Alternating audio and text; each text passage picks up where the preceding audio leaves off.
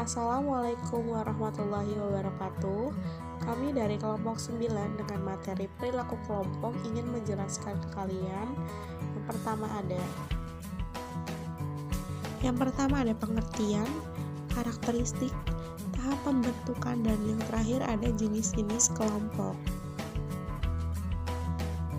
Nah, masuk ke pengertian. Perilaku kelompok adalah suatu aktivitas yang dilakukan oleh seorang individu dengan individu lainnya untuk mendapatkan aspirasi anggota, berinteraksi dengan satu sama lain, dan saling bergabung untuk mencapai suatu tujuan tertentu.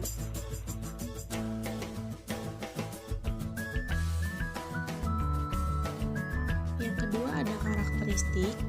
Reins mengutarakan beberapa karakteristik yang menonjol dari suatu kelompok. Yang pertama ada adanya dua orang atau lebih, berinteraksi satu sama lain, saling berbagi beberapa tujuan yang sama, dan melihat dirinya sebagai suatu kelompok. Untuk mengetahui perilaku kelompok, kita harus memahami karakteristiknya. Yang pertama ada struktur, hierarki status, peran, norma dan peraturan, dan yang terakhir ada kepemimpinan. Yang pertama kita bahas adalah struktur. Dalam setiap kelompok berkembang, beberapa tipe struktur. Yang pertama ada para anggota kelompok dibedakan atas dasar faktor-faktor seperti keahlian, kekuasaan, status, dan sifat agresif. Tiap anggota menduduki posisi tertentu dalam kelompok.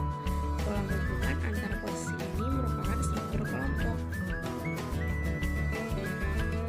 Nah, yang selanjutnya ada hierarki status.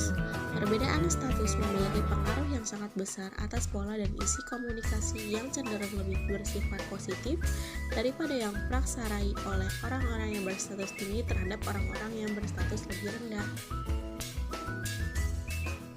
Nah, yang ketiga ada peran. Setiap posisi dalam kelompok mempunyai peran yang saling berhubungan yang terdiri dari perilaku yang diharapkan dari mereka yang menduduki posisi tersebut. Nah, yang keempat ada norma dan peraturan. Ada beberapa norma yang diterima oleh para anggota secara lengkap, sedangkan norma-norma lain hanya diterima sebagian. Dapat dikatakan bahwa norma ini merupakan kesepakatan yang menjadi aturan yang tidak tertulis, tetapi tersirat dan dipahami oleh sesama anggota kelompok. Nah, yang terakhir ada kepemimpinan. Peran kepemimpinan dalam kelompok merupakan suatu karakteristik yang penting dalam kelompok. Dalam formal, pemimpin dapat menjalankan kekuasaannya secara resmi dan informal. Pemimpin dapat dianggap sebagai orang yang berwibawa dan dihormati karena dianggap dapat membantu kelompok untuk mencapai suatu tujuan tertentu.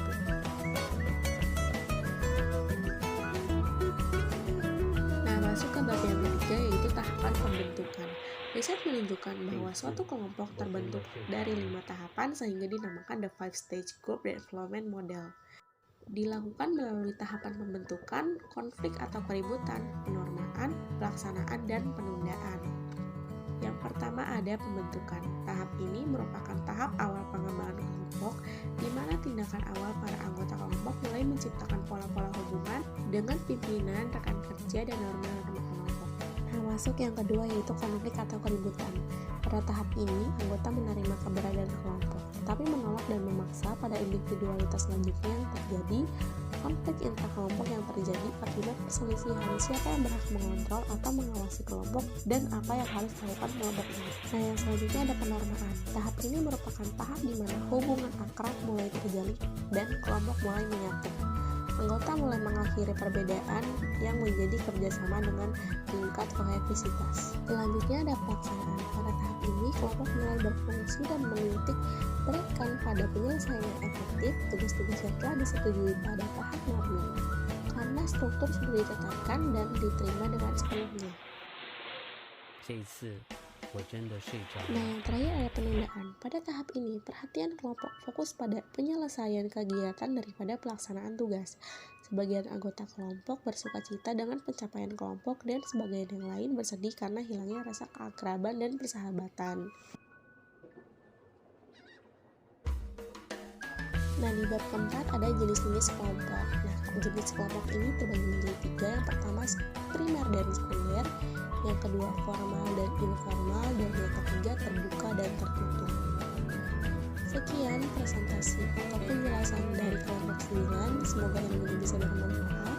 Kurang lebihnya mohon maaf. Assalamualaikum warahmatullahi wabarakatuh.